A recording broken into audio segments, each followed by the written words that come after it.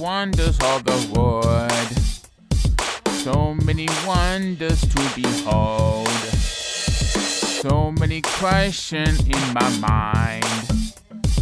So many questions, so little time.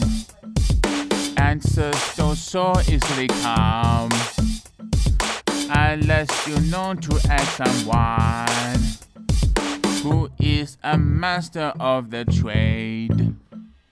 Ask them how clouds get their shape. Welcome to What the Heck Is That with David Shai Ventura.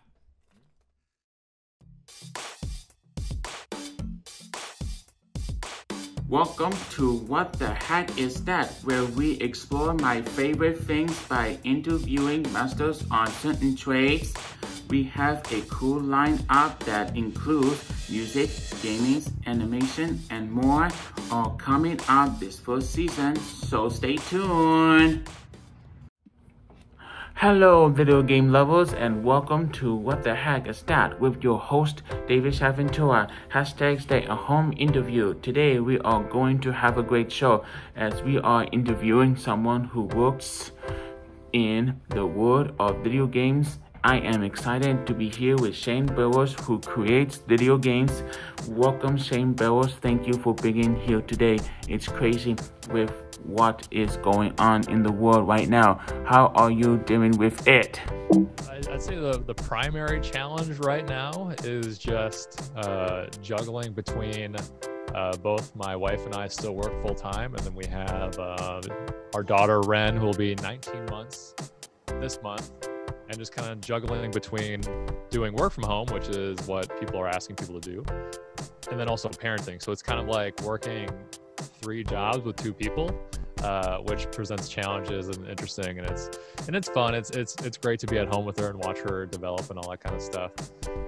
But yeah, so that's definitely a challenge. And if we're talking about just basic survival needs, just figuring out like, hey, how am I going to be doing groceries this week? Is it safe to go out? This, that, and the other. So that's definitely one thing to consider. But as far as gaming, it's been great because there's really never been a better time with all the awesome games out that are either new, upcoming, updated. For example, you have Call of Duty Modern Warfare, which is going into a season 3. Another example would be Riot Games, who makes League of Legends. They just put out a game called Valorant into closed beta. It's kind of like a Counter-Strike, Overwatch type game. There's just like a lot of options and stuff like personally I'm very interested in. And for like, say, your more casual audience, for example, I've heard it's very difficult right now to buy a Nintendo Switch because 1, it's easy to play at home, and 2, Animal Crossing just came out with a new one. For me, it's not a game that I would personally play, but I know people have really been enjoying it because it's just very casual, very easy for the most part, and you can still get that social interaction where people can visit your town and your village, and hang out, and safer at home. So it's great. It's nice to have a hobby. For me, gaming. For others, it would be both gaming and content creation. Whether it's just for fun or for a job for them. And yeah, it's just really, really cool to see that those people can still work and still enjoy themselves and still be safe. And if you really talk about like the back end business of it, is right now, for example, for anyone watching or hanging out, like probably you're at home watching on whatever device or computer you're watching on. A lot of people are in that position across the world, and that means a lot of people might be bored, looking for content to watch, looking for just something to do. So they're tuning into these YouTube videos or Twitch streams or whatever, and people are having more viewership than really ever before because of this quarantine situation. So that's kind of like a bright light in what is really like a tough situation, that just a lot of people are getting discovered and being found and having awesome viewership numbers because people are just at home and looking for something to do. So that's just, I guess, a different kind of spin on it, where it's not all doom and gloom all the time. You are doing a great job handling it. Can't wait to hear about it later. Things will get better. All right, let's get to the question. What's your favorite snack to munch on during this time? I would say my favorite snack to munch on, both while playing, say between rounds, or just getting up and getting something to eat. I really like peanuts or almonds or granola. I'm a big fan of peanut butter, so maybe a granola bar with some peanut butter on it, or just honey roasted peanuts. I really enjoy. It's got a little bit of that sweetness to it, some good protein and other nutrition with it. So I'd say my favorite snack or just general food product would probably be crunchy peanut butter, which just really does it for me. But if you're strictly talking just an easy snack, then probably almonds or peanuts, something like that. I'm not much of a chips guy or Doritos or Cheetos or whatever. So yeah, I'd say those. Yummy. I like my fan. What is your favorite game of all time? I take this question as something that has had a lot of impact or influence on me. And this would be many years ago. I've been playing stuff since around grade school age, say 7 or 8 years old. This particular game came out in 2007, and it's called Team Fortress 2. Now, this was made by Valve, which is located in Washington, kind of the Seattle area, if I remember correctly. But anyways, that game, it's team-based, where you're playing as different classes, kind of definitely inspired a lot of the Overwatch mechanics that eventually came out. For example, there's a class in that game, Team Fortress 2, called the Soldier, who has a rocket launcher and a shovel and whatnot. And I love playing that class, and that kind of got me to record content, because at the time when I'd play that game, I'd do okay, score-wise, winning rounds, whatever. And I just recorded my gameplay to showcase kind of my strategy, how I did it. And then I uploaded that on YouTube. And for whatever reason, people wanted to watch that content. They would watch those videos, check it out. And I was like, wait, what? Someone wanted to watch, my less than amazing gameplay. That's crazy. I'm just Joe Schmo Shane in Wisconsin. And people are, say, across the world watching gameplay footage that I've recorded. That blew me away. And that really spun up my efforts to do my own YouTube channel and kind of take that on.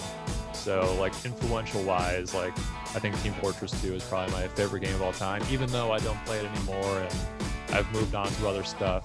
That's kind of how I interpret that question.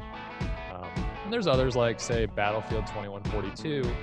I get the question of hey Shane, hey Shibby, why is there the numbers 2142 after your name? And I'll tell you that when I was making my YouTube channel in 2006, I wanted just youtube.com/Shibby, but that was unavailable, unfortunately. And I've noticed a lot of people do numbers after names, say a birth year. Didn't want to do that. Just whatever random numbers they come up with. And for me, I was all right, I'll do that, but I want to pick something that means something to me. And Battlefield 2142 was a game that really had a lot of impact on me and influence. So then I did Shibby2142 as my gamer handle, as you kind of say or put it. So that was another very influential favorite of mine. So let's say Team Fortress 2 number 1. Then number 2, I would say Battlefield 2042 as a close second. But yeah, both of those were right around 2006, 2007 when they came out. And then if we go with a third option, just for fun, I would say Counter-Strike, which is team versus team, first-person shooter. These are all first-person shooters. That's just a genre that I really enjoy. Counter-Strike, back in the early 2000s, had a lot of impact on me to fall in love with computer gaming, PC gaming, personal computer. So that also had a ton of influence to where I was just really amazed by mouse and keyboard compared to just a controller. So yeah, I'd say those three were very influential and important to me. So those are probably my three favorites. That's great. We are getting to know a lot about you. My favorite game is Mario vs. Donkey Kong. What is the first game you ever played? I thought about this question quite a bit today, and I want to say it was something around the mid-1990s, so I would have been maybe like 6, 7, 8 years old. And this would have to be something that was originally on the original Nintendo Game Boy, kind of like the brick-looking handheld, the Sony PlayStation 1, or the Sega Genesis. But I want to say it was something on the Sega Genesis, Lion King. So not the movie, but the video game they put out in 1994. That game, at the time, was just impossible for me, like very difficult. And I think that game still haunts me to this day of just being impossibly hard, because none of the platforming made sense in that game to me at that age. And when that game came out, I think I was like 7 years old. And I think that was like one of the first games that I really remember playing and that really had an impact on me. And then if we switch over to personal computer, one game that I really remember playing was called Myst, M-Y-S-T. And that was kind of like a click-to-move puzzle adventure game. And that was another game that I remember being terrible at.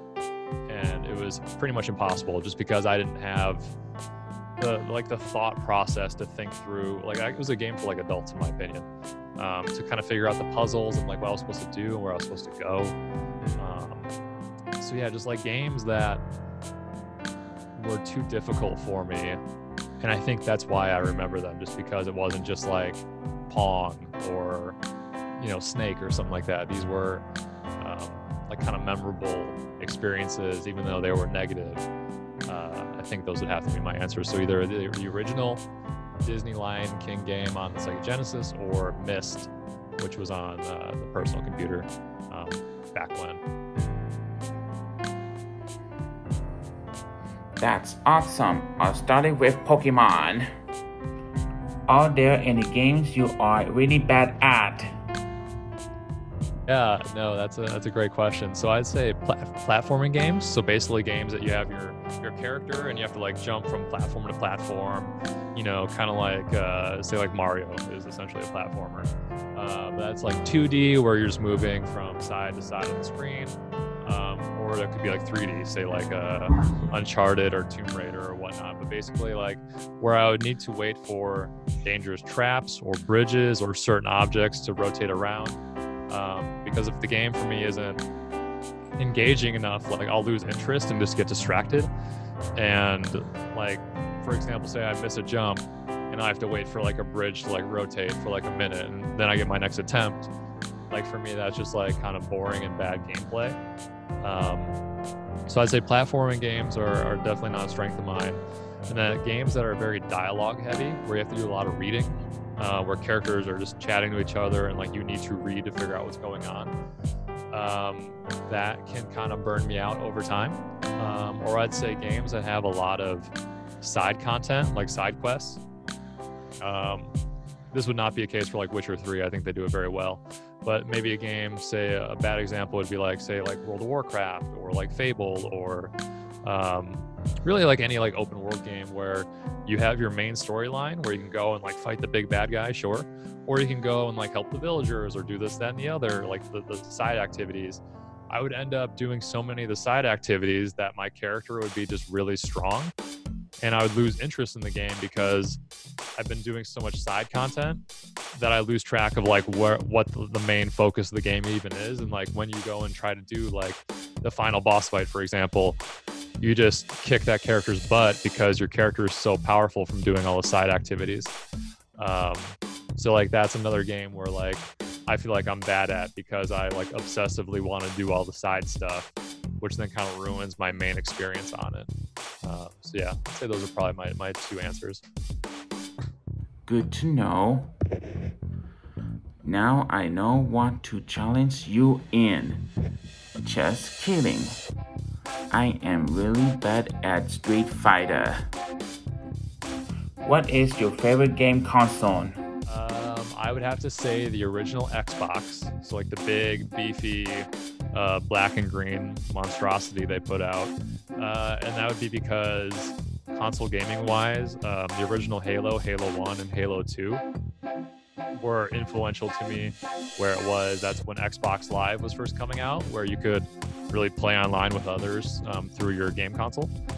And that's when, for example, we made our gamer tags, and that's how I ended up with Shibby and playing, just like going to high school at the time, say like junior or sophomore year in high school, and we'd just be talking about Halo 2, and like after school we're getting on Xbox Live and playing Halo, and just like that really made like gaming, like for me, like less of like OMG, oh my goodness, you're such a nerd because you play games, or like this, that, and the other, where like that game made it more culturally acceptable for me in high school to play games, and like that was cool.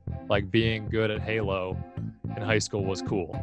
And if you kind of like take that tangent I just had of like applying that to like Pokemon Go, where people were just playing it on their phones, or Fortnite, for example, where like playing games is normal. It's a normal activity. You're not just a nerd or a loser or whatever people would talk down to people who enjoy gaming, to where it's an engaging activity. For me, playing games is way more engaging than just watching TV, and just it feels like I'm just frying my brain, versus when I play games, I am challenging myself, I am talking to people, it's social, it's pushing myself and my reaction times and my thinking, my thought process, my decision making.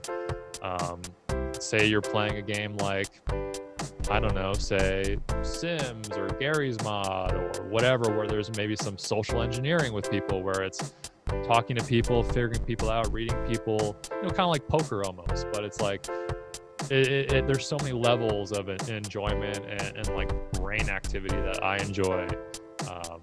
So yeah, I'd say favorite console, the original Xbox, and then those are kind of like the reasons why, I'd say.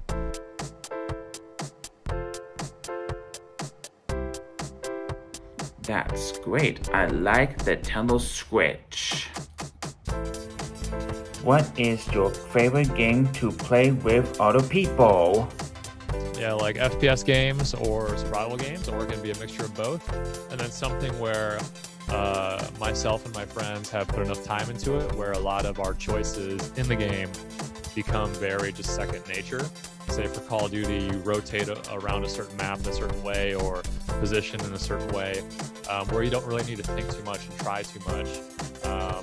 Example in real life, I guess for a real life activity that's not video game based, would be like playing the piano. After you practice so much, a lot of it will just become automatic to you, to where you don't need to like really focus on like, I need to hit this key and this key and this key. It's to where like you could close your eyes and just play. Now, like that's not the case of like closing my eyes in a video game and playing, but just kind of like that thought process of doing something so much that just very second nature to you. Sorry, my daughter's just like pulling on my computer parts. Yeah, so that's kind of I guess how I feel about that, because then it's less stressful, even though maybe the game to other people is stressful, but just it's fun and just more less thought process goes into it, just because you're so in tune with it, to like someone playing a NASCAR driver driving or a quarterback throwing the ball. It's just like a thing you don't need to think about. It just happens. And that's just like a really nice place to be at when you play and really love a game.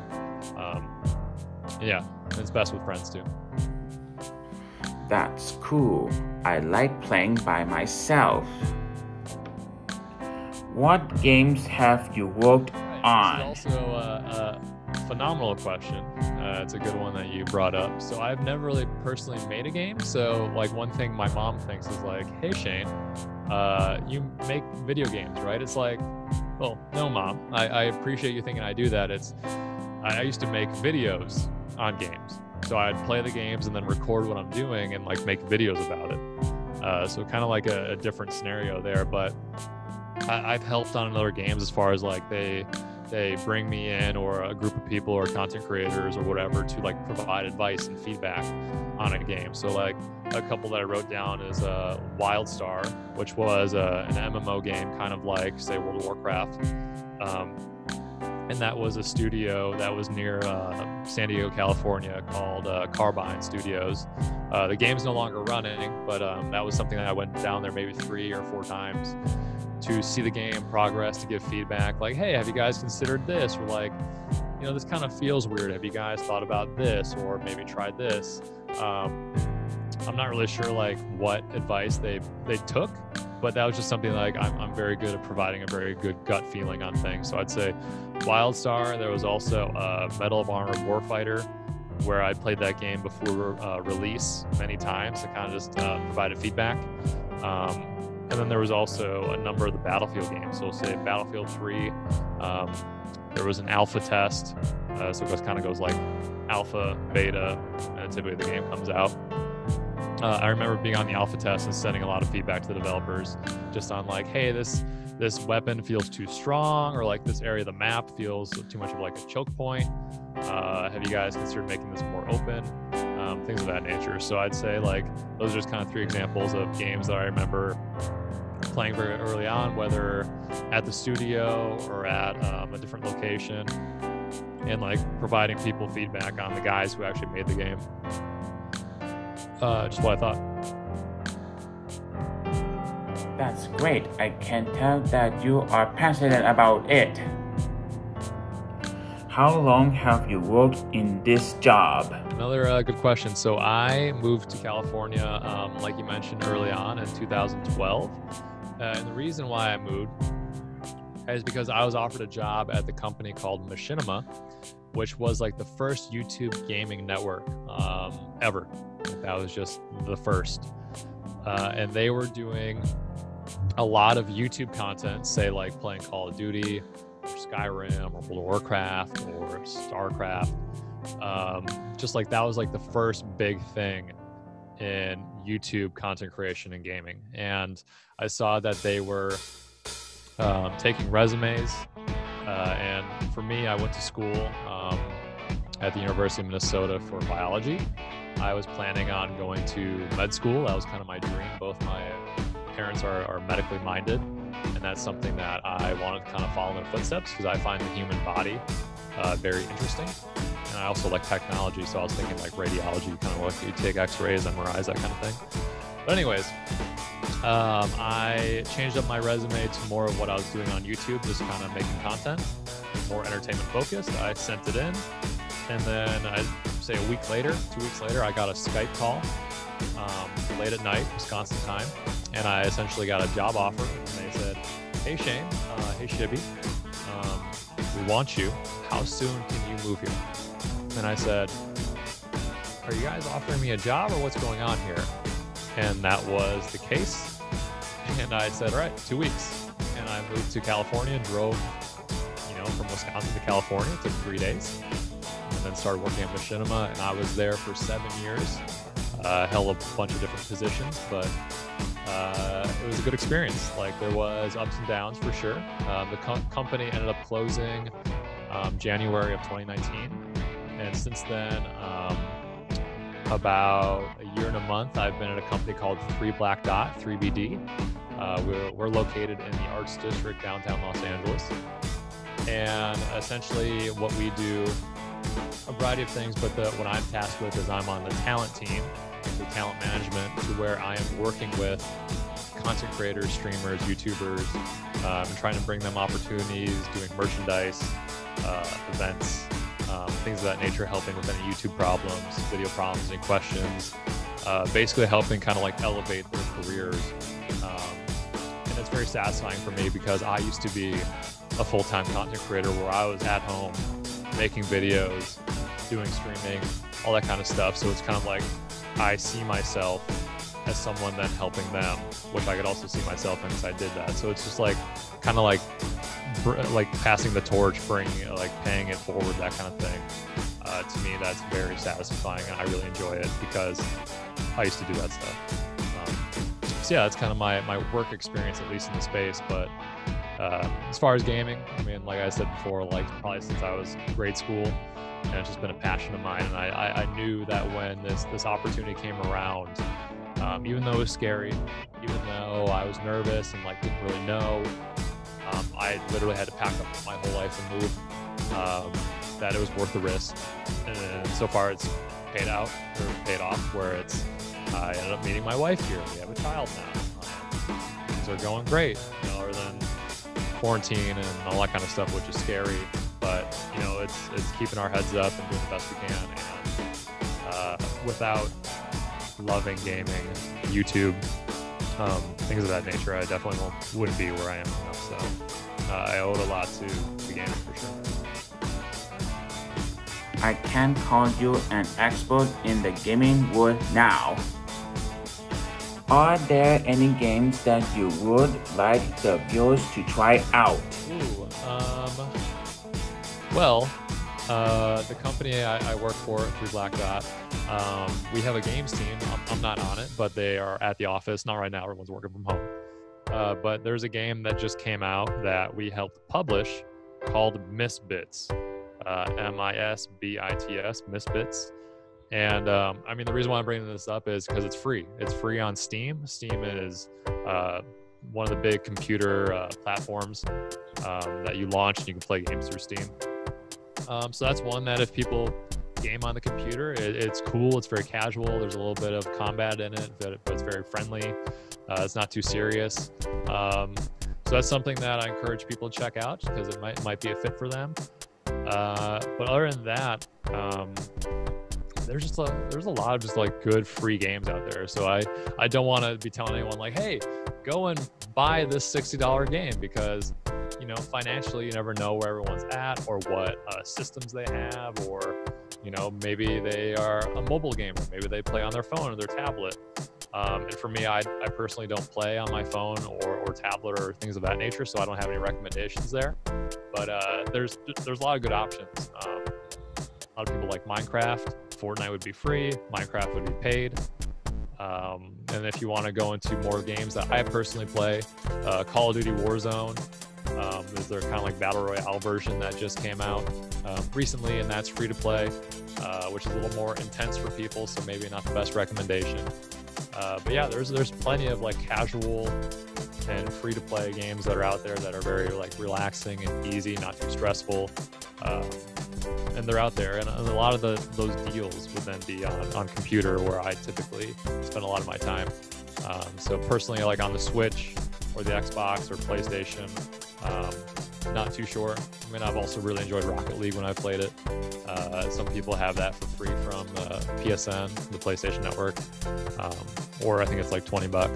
But like that's just another fun. Like you drive like a rocket car and you hit a soccer ball. And there's something very satisfying about that. So that's another like game that I think is cool and not too serious. There's no wrong answer here. There's a number of games that are out, that are coming out, that are getting updates, and it's never really been a better time to be a video game lover or something I used to enjoy as a hobby, as very casually. So thank you for your suggestions. I can't wait to try these games myself. Thank you, Shane, for hanging out with us. We learned a lot from you today, and I hope to see you again. Thanks once again for answering my question, to taking the time to be a part of my show in this crazy time.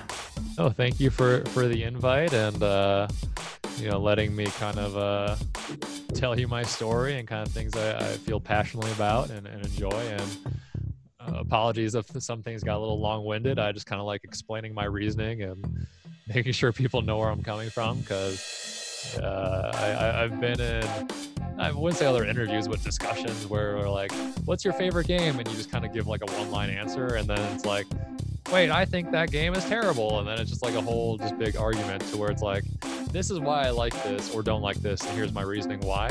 And then it's tough for people to be like, I don't agree. Or like they might see like where you're coming from, but maybe not agree. So just something that I like to kind of like explain myself. But yeah, no, thank you for having me on, and just kind of talking about talking shop, as they say, talking about a hobby and a passion of mine that I really enjoy, because I think video games are great. Just play in moderation. School and work and all that come first, But I think if you have time on your hands and you want to do something that's engaging, that can be either single player as you enjoy more, or maybe a little more social where it's multiplayer. Like there's a lot of like lovely experiences to spend some time on and really enjoy. And I think games are great. You were great, and I am happy that you are a part of my show and sharing your life with us. Thank you for your wisdom. Thank you so much for having me. Thank you everyone for hanging out with us, and stay tuned for another What the Heck Is That episode with your lovely host, David Shai Ventura. Signing off now. See you, bye. Stay home and stay safe. We have a cool lineup that includes music, gaming, animation, and more, all coming up this first season, so stay tuned.